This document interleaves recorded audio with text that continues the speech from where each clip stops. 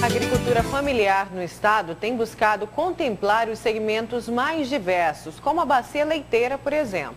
E é para falar sobre os problemas relacionados à agricultura familiar, aos pequenos agricultores, que está aqui no Jornal do Meio-Dia, o secretário de Agricultura Familiar de Mato Grosso, Suelmi Fernandes. Boa tarde, secretário. Boa tarde, é um prazer estar aqui contigo, Lúcio, novamente no Jornal do Meio-Dia. Secretária, a Nayara acabou de colocar aqui agora de que os incentivos à agricultura familiar no estado têm buscado contemplar os segmentos mais diversos, especialmente nesse caso da agricultura familiar. Nós temos um quadro aqui no Jornal do Meio-Dia, Panorama Agropecuário, que sempre quando o assunto é agricultura familiar, tem muita reclamação de falta de apoio. Não há dúvida, né? Esse é um problema que... Apoio e incentivo. Não é um assunto que se resolve em 2, 3 anos de governo. Nós estamos falando de uma história de constituição do governo do estado de Mato Grosso que mirou as grandes cadeias.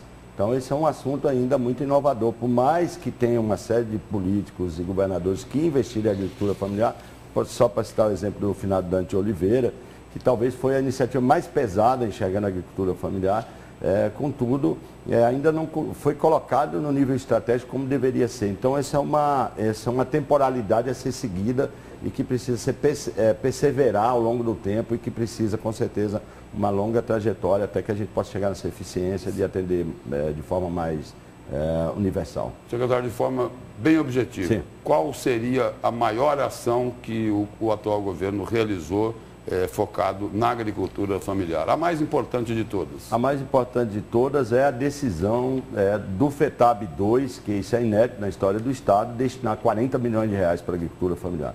No Brasil, nesse momento, não tem um outro Estado que tenha um aporte desse tamanho de recurso em agricultura familiar. E, secretário, o Lúcio falou do nosso quadro, a gente vem mostrando também que, além da falta de incentivo, os agricultores da agricultura familiar sofrem com a violência.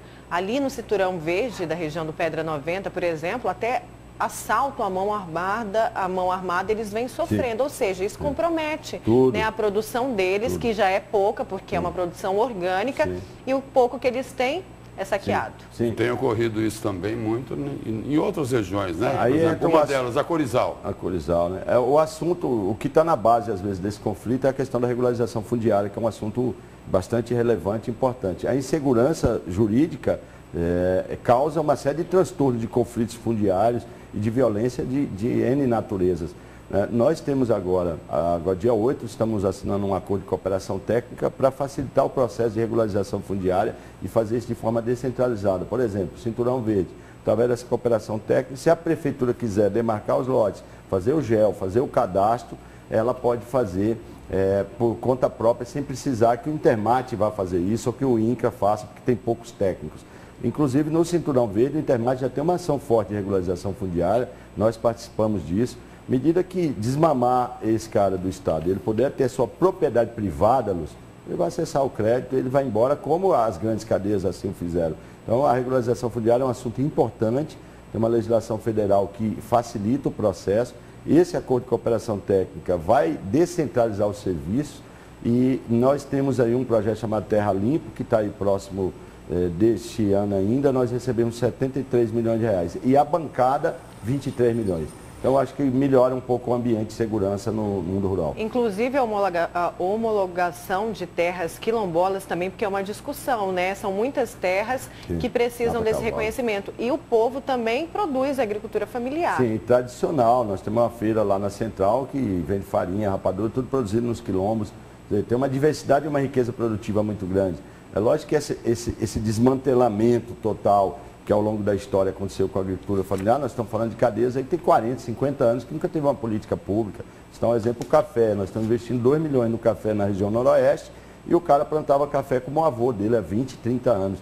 Então, precisa ter uma modernização tecnológica para o cara se inserir num mundo de um mercado absolutamente exigente, que quer padrão de qualidade, que quer preço. Mas isso precisa sair do discurso e ir para a prática. Não, já está acontecendo. O pé de café já está lá no chão, lá em Aripuanã, lá em Nova Bandeirantes. Nós entregamos 400 mil mudas de café para pequenos produtores. dizer, com adubo, com calcário, com assistência técnica diferenciada, especializada. Isso já é realidade no noroeste do estado. A cultura tapera. E esses 40 milhões do FETAB aqui que o senhor falou agora há pouco, eles já estão sendo aplicados? Então, a força já aplicados em quê? Já estão sendo aplicados. A cadeia do leite, que você bem citou, é uma cadeia estratégica. Nós somos o 8º maior produtor de leite do país. Temos várias laticínios bem estruturados no estado.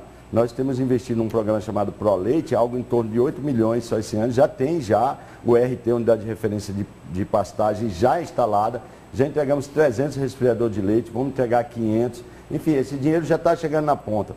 E o mais importante, Lúcio, onde tem o dinheiro público para fazer a política pública, os municípios começam a organizar mais, planejar mais. E a gente já está sentindo que a agricultura familiar já está criando soluções mais sustentáveis e responsáveis de projetos produtivos. O senhor falou dessas soluções. Para construir uma cultura. Como que o Estado está incluindo esses agricultores familiares? Parece que foi lançado um cadastro, né, para eles agora? Nós fizemos um plano estadual de agricultura familiar inédito no país. Nós vamos lançar uma plataforma de dados que todos esses números da agricultura familiar vão estar disponíveis para a sociedade mato-grossense. Então você vai poder lá saber, no município de Acorizal, quantos lotes estão sem regularização, quantas famílias tem nessa região, o que se produz. Enfim, isso é produto de 2 anos de construção de um plano estadual que fez esse levantamento em todos os municípios do estado, para que a gente possa ter dados efetivos para planejar o futuro da agricultura familiar. Então, ano que vem, para você ter uma ideia, todo o orçamento da Secretaria vai ser direcionado de acordo com esse planejamento estratégico, que é o plano estadual. Nunca foi construído um plano estadual de agricultura familiar na história desse estado. Quer dizer, é um assunto novo que vai se consolidar com o tempo, mas eu não tenho dúvida, já concluindo, de que a agricultura familiar vai ser uma nova etapa de desenvolvimento no estado de Mato Grosso, que vai criar uma nova classe média rural, que vai dar muito retorno para o desenvolvimento de economias exauridas, economias pobres, principalmente, pelo tamanho da oportunidade. Além da regularização fundiária, que permite ao pequeno agricultor ter acesso aos financiamentos e assistência técnica, que é extremamente importante. Muito importante sua pergunta, e o crédito vem junto. O antigo MT Fomento, chama Desenvolve MT, estava hoje em Rosário Oeste com 30 produtores de arroz aprovando produção para eles, financiamento, que é um problema sério também para se produzir. A assistência técnica, chamou 141, o governador determinou, concursados para Empaé, e agora está numa licitação para renovar 100% da frota de veículos. É lógico que é um passivo muito grande, a Empaé ficou 12 anos abandonada. Esse trabalho ele vai continuamente revertendo um pouco essa situação de precariedade da assistência técnica, que realmente é um insumo fundamental. Secretário, antes da gente encerrar a entrevista, e faltam uns 2 minutos, vamos mudar de assunto. Agora vai para o Vamos lá para o PSB.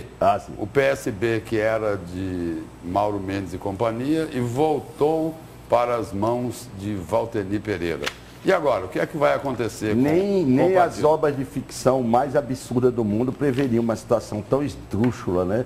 Quer dizer, a pessoa saiu do partido e depois ficou lutando para retornar, para se vingar de questões pessoais, né?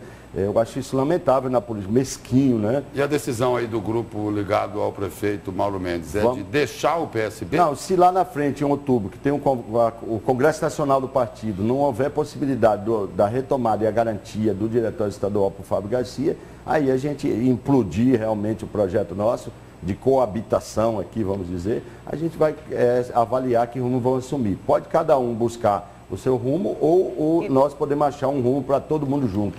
E toda essa bagunça vai refletir nas eleições, que já está chegando, né? 2018, a gente já está aí no segundo semestre do ano. Eu penso assim que se movimentar bem e o grupo manter com essa unidade que nós temos agora, que ninguém roeu a corda, está todo mundo firme sob a liderança do Fábio Garcia, eu acho que o grupo se mantém forte. Conforme a saída que tiver em outubro, se garantir a segurança para todo mundo construir seus projetos, o PSB continua como uma grande força política do Estado. Né? O PSB ou o grupo do PSB, assim dizendo. Secretário, o senhor citou 2 vezes aí o deputado Fábio Garcia. Sim. E todo esse problema, toda essa polêmica ocorreu porque ele, Fábio Garcia e o deputado Adilton Saquete também, ou não, votaram contra a orientação do partido na reforma trabalhista. O senhor sempre foi um político ligado à esquerda. não atender a orientação partidária é um bom caminho para o político? Eu não acho que o senhor acha disso? Não é atender uma orientação partidária. Quando tinha Eduardo Campos, ele mediava todos esses interesses, que é natural num partido. O partido não é só uma parte, ele é complexo e diversificado. Então, eu acho que, na verdade, o pano de fundo disso é a disputa da direção nacional do Carlinhos Siqueira e a preocupação dele do partido ir mais para o centro-direita, que é legítima e tudo mais. Mas ele poderia mediar de forma mais estratégica esses conflitos internos para que o partido continuasse e a gente pudesse conviver de forma mais democrática com as diferenças existentes. Mas votar contra o partido pode? Mas o Valtenir votou contra a orientação partidária também e ele foi recolhido pelo PSB. Estava num outro partido, não no PSB. Isso é uma questão de tese, né? A gente poderia ter um tempo para discutir isso, mas não acho que houve traição. Eu acho que é a liberdade democrática que permite ter opiniões diferentes. Secretário, obrigado pela presença e pelas informações do senhor aqui no Jornal do Meio-Dia. Sempre me convidar, estarei de volta. Boa tarde a todos. Obrigado, secretário.